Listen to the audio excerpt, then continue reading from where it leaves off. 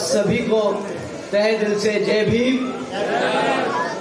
साथियों, मैं आप सबसे क्षमा मांगता हूँ कि मैं 4 घंटा लेट पहुंचा आपकी इस मीटिंग के लिए। समय में रास्ते में काफी प्रोग्राम लगे हुए थे, एक एक प्रोग्राम पूरा करते हुए जिस तरीके से आप लोग इंतजार कर रहे हैं, ऐसे वहाँ दूसरे प्रोग्रामों में भी सब सदस्य इंतजार कर रहे थे। परंतु मैं आपसे फिर भी दिल से क्षमा मांगता हूँ कि मैं लेट पहुंचा यहाँ पर आप लोगों का प्यार, आप लोगों का जो इतना सम्मान मिला, आप लोग इतनी देर से वेट करते रहे, उसके लिए मैं तहे दिल से आप सभी का धन्यवाद करना चाहता हूँ। और मैं कोई जल्दी में अपना भाषण नहीं खत्म करूंगा। जब तक आप सुनने को तैयार हैं, मैं तब तक आपको सुनाता रहूंगा। मेरे को कोई जल्दी नहीं है। आप लोगों का प्यार इतना मिला, मैं उसी के लिए आपको तहे दिल से धन्यवाद कर रहा हूँ। साथियों, सबसे पहले मैं अपने सभी संतों, गुरुओं, महापुरुषों को, जिसमें खासकर महात्मा ज्योतिबा फूले, छत्रपति शाहू जी महाराज, नारायण गुरु, पेरियार रामास्वामी जी, बाबा साहब डॉक्टर भीमराव अम्बेडकर जी एवं मान्यवर साहब श्री काशीराम जी को नमन करता हूँ। साथ ही इनेलो के संस्थापक व भारत के पूर्व उप प्रधानमंत्री और हमारे हरियाणा प्रदेश के बहुत बड़े नेता चौधरी देवीलाल जी को भी तहे दिल से नमन करता हूँ। साथियों, साथ ही बहुजन समाज पार्टी के राष्ट्रीय अध्यक्ष, करोड़ों लोगों की धड़कन, बहन जी के नाम से लोकप्रिय, उत्तर प्रदेश की 4 बार रही मुख्यमंत्री व पूर्व सांसद आदरणीय बहन कुमारी मायावती जी का भी मैं तहे दिल से आभार प्रकट करता हूं। साथियों, इनेलो के राष्ट्रीय अध्यक्ष और साथ ही इनेलो के राष्ट्रीय महासचिव ओम प्रकाश चौटाला जी, श्री ओम प्रकाश चौटाला जी और श्री अभेद चौटाला जी, दोनों को ही तहे दिल से आभार प्रकट करता हूं। साथियों, इस गांव में आप लोगों ने इतने प्यार मोहब्बत से हमें यहाँ बुलाया, आप लोगों ने इतना इंतजार किया, तो मैं अपने सभी इनेलो और बहुजन समाज पार्टी के नेतागण, पदाधिकारी, कार्यकर्ता और मेहनत कश यहाँ पे हमारे जितने भी समर्थक हैं, आप सभी का भी मैं तहे दिल से धन्यवाद करता हूँ। साथियों, आप सब जानते हैं कि 5 तारीख को यहाँ पर वोट पड़ना है और 5 तारीख में अब ज्यादा समय बचा नहीं है, तो आप लोगों के बीच में मैं शॉर्ट में थोड़ा सा जो आदरणीय बहन कुमारी मायावती जी ने मुद्दे उठाए हैं और जो श्री ओम प्रकाश चौटाला जी और अभय चौटाला जी ने मुद्दे उठाए हैं यहाँ अपने प्रदेश के, वो आप लोगों के बीच में मैं रखना चाहूँगा। साथियों, यहाँ पर हरियाणा में जो सबसे बड़ी तकलीफ हमारे यहाँ जो नशे की दिक्कत है, जो पंजाब में एक समय में पंजाब में बहुत ज़्यादा थी, आज हरियाणा में पंजाब से ज़्यादा नशे की तकलीफ पहुँच चुकी है।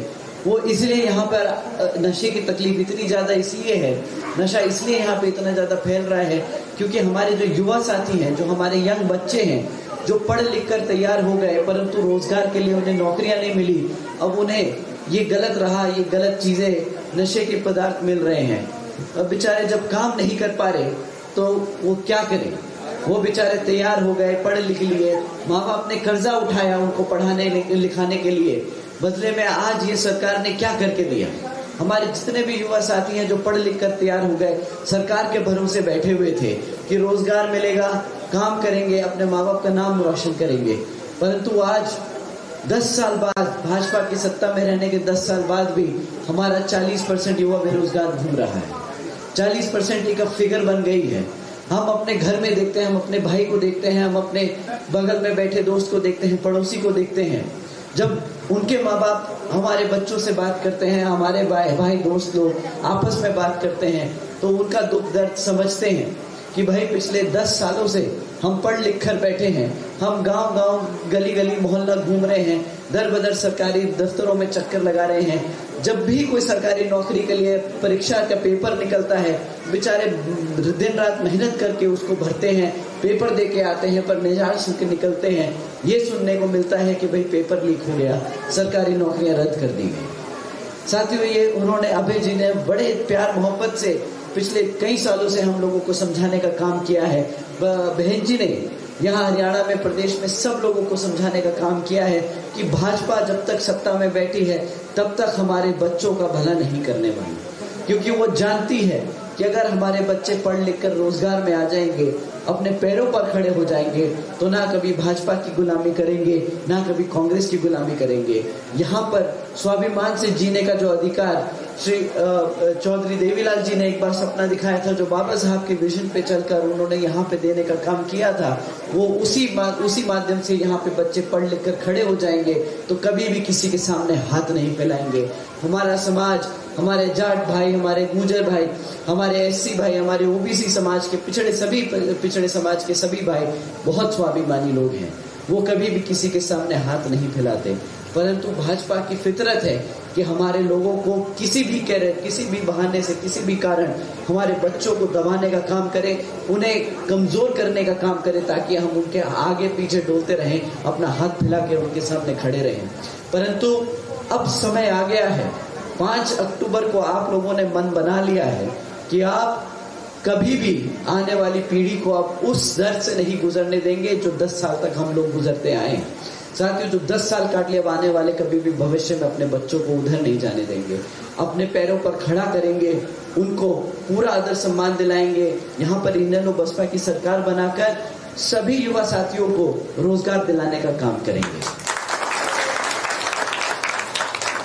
साथियों, ये भाजपा और कांग्रेस के लोग ना आप लोगों के बीच में घूम के बोलेंगे, कांग्रेस वाले तो खास तौर से आपके बीच में आके बोलेंगे कि भाई हम तो 10 साल से सत्ता से बाहर हैं, आप हमें मौका देके दीजिए। परंतु आप लोग सब याद रखिएगा कि 10 साल पहले जब ये सत्ता से हटे थे तो किस कारण इन्हें हटाया गया था। यहाँ पर इन्होंने हमारे किसान भाइयों की जमीनें कोड़ियों के भाव बिल्डरों को देने का काम किया था। इन लोगों ने पैसा कमाया है। हमारे किसान भाई जो सालों से मेहनत करते आए, उनके हाथ में, उनकी झोली में 1 रुपया नहीं गिरा। साथियों, ये कांग्रेस पार्टी वही पार्टी है जिसने हमारे किसान भाइयों की रीढ़ की हड्डी तोड़ने का काम किया, उन्हें सड़क पे लाके एक जगह खड़ा कर दिया। ये वही कांग्रेस पार्टी है। मैं अपने SC/ST भाइयों से बोलना चाहूंगा, ये वही कांग्रेस पार्टी है जिसने बाबा साहब को आज तक सम्मान देने का काम नहीं किया। ये वही पार्टी है जिसने कभी भी मंडल कमीशन रिपोर्ट कभी लागू नहीं करी। ये मान्यवर साहब और आदरणीय बहन कुमारी मायावती जी और ओम प्रकाश चौटाला जी की देन से यहाँ पर मंडल कमीशन रिपोर्ट लागू हुई, जिसके तहत चलकर यहाँ हम सबको आरक्षण मिला। साथियों, भाजपा भी उसी क्रम में, भाजपा भी बोलेगी कि भाई हमने तो 10 साल राज किया है, हमने यहाँ पे किसानों के लिए क्या कुछ नहीं किया। परंतु आप लोग भूलिएगा मत, किसानों के 3 काले कानून, कृषि कानून जो इन्होंने लेके आए थे, उसमें हमारे 700 से ज्यादा किसान भाई शहीद हुए थे। ये वही भाजपा पार्टी है, बीजेपी की पार्टी है, जिसने हमारे किसान भाइयों को दिल्ली में नहीं घुसने दिया था। उन्होंने बॉर्डर पे रख के उन पे गोलियां दागने का काम किया था, लाठी चार्ज करवाया था। हम जानते हैं कि हरियाणा के प्रदेश से ही बहुत सारे श्री ओम प्रकाश चौटाला जी के समय में हमारे गांवों, हमारे ही बच्चों के हाथों हमारे किसान भाइयों को पिटवाने का काम इन्होंने किया। ऐसी बीजेपी, भारतीय जनता पार्टी को आप लोग अपने हल्के में तो पूरे प्रदेश में दोबारा मत घुसने देना। इन्होंने हमारे किसान भाइयों के साथ साथ हमारे भाई बहनों के साथ, हमारे बड़े बुजुर्गों के साथ बहुत अपमान किया है। हम वो सब नहीं भूले हैं, ना हम कभी इन्हें भूलने देंगे। साथियों, आप इनसे जरूर सवाल करिएगा। ये 10 साल से सत्ता में रहे हैं, इनसे आप जरूर सवाल कीजिएगा हमारे बच्चों की शिक्षा के लिए। रोजगार तो ये दे नहीं पाए, परंतु इन्होंने शिक्षा के क्षेत्र में भी हमारे बच्चों के लिए बहुत से ऐसे काम करे जिससे हमारे बच्चे कमजोर पड़े रहे। साथियों, पिछले 5-10 सालों में 5000 से ज्यादा प्राइमरी स्कूल इन्होंने बंद करे हैं, और ज्यादा से ज्यादा प्राइमरी स्कूल जो बंद हुए हैं वो हमारे गांव और देहाती इलाकों में बंद करे गए, ताकि जो हमारे गांव में रहने वाला बच्चा है, जो हमारे समाज का बच्चा है, वो कभी पढ़ लिख ना पाए। क्योंकि वो पढ़ लिया, वो अपने समाज को समझ लेगा, वो अपने संघर्षों को, अपने महापुरुषों के संघर्षों को समझ लेगा। और अगर असली हितैषी ये इनेलो और बसपा वाले लोग हैं। परंतु साथियों, ये चाहते नहीं कि हमारा बच्चा पढ़ लिख ले, अपने पैरों पे खड़े होने लायक बन जाए। और इनकी अनपढ़ रहने की जो साजिश है, जो हमारे बच्चों को अनपढ़ रखना चाहते हैं, वो इसलिए रखना चाहते हैं क्योंकि अगर हमारा बच्चा पढ़ लिख कर कभी नौकरी के लिए तैयार नहीं होगा तो ये इन्हें बहाना मिल जाएगा कि भाई जब हमारा बच्चा, हमारा समाज पढ़ा लिखा नहीं है तो कैसे रोजगार दे। हमारे बच्चों को उन्होंने हर स्तर पर, हमारे आने वाले भविष्य को हर स्तर पर कमजोर करने का काम किया है। हमारा बच्चा ना पढ़ लिख पा रहा है, ना हमारा बच्चा रोजगार में है। हमारे बच्चे को गलत आदत दिलाने वाले भी यही बीजेपी वाले लोग हैं, यही कांग्रेस वाले लोग हैं जो नशे की गोलियां दिला रहे हैं हर चौराहे, हर मोहल्ले गलियों में। साथियों, ये हमारे समाज को इस कदर जकड़ के बैठे हैं, इस कदर ये हमारे समाज को खोखला करना चाहते हैं कि हम आगे कभी बढ़ ही ना पाए।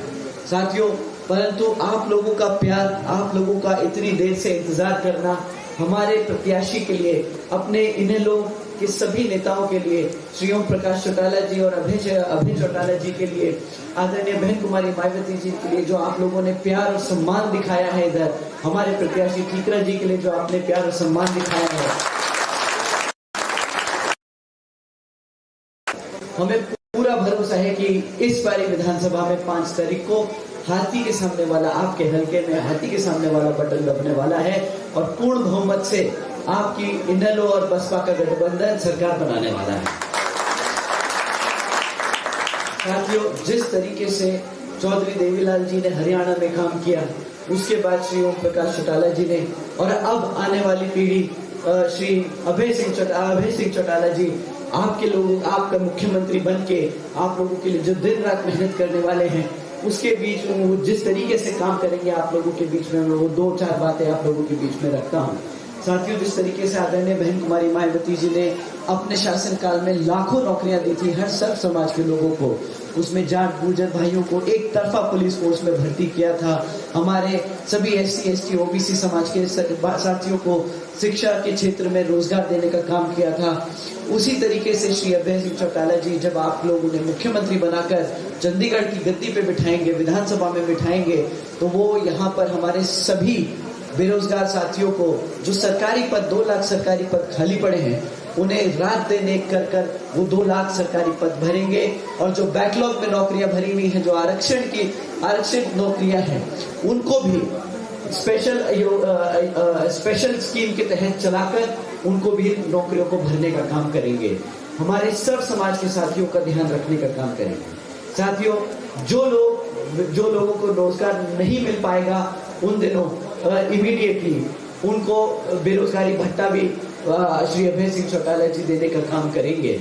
इतना ही नहीं, जिस तरीके से यहाँ पर हम यूपी में आदरणीय बहन कुमारी मायावती जी ने भूमिहीन परिवारों को जगह अपने खेती के लिए पट्टे देने का काम किया था, उसी तरीके से यहाँ पर जितने भी हमारे SC ST OBC समाज के, पिछड़े समाज के, गरीब समाज के जितने भी हमारे साथी हैं, जिनके पास अपना खुद का जमीन नहीं है, जिनके पास बिल्कुल भी कोई जमीन नहीं है खेती बाड़ी के लिए, उनको भी 2-2, 3-3 एकड़ के पट्टे देने का काम किया जाएगा।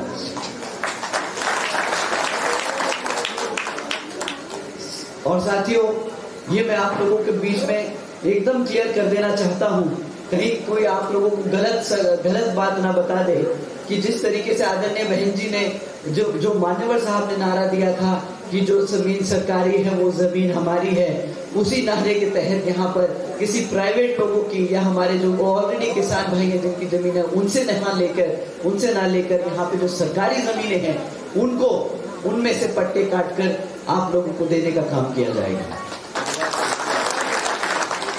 इतना ही नहीं साथियों, जो हमारी माताएं बहनें हैं, जिनको महंगाई के मार जो दिन रात मार रही है, जो अपना घर चलाने में तकलीफ आ रही है, उन लोगों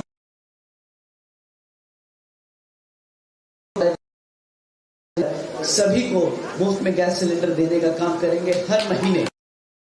इसके साथ साथ 2100 रुपए की जो धनराशि है वो आपका राशन के लिए वो भी पूरी हर महीने आपके खातों में भेजने का काम करेंगे।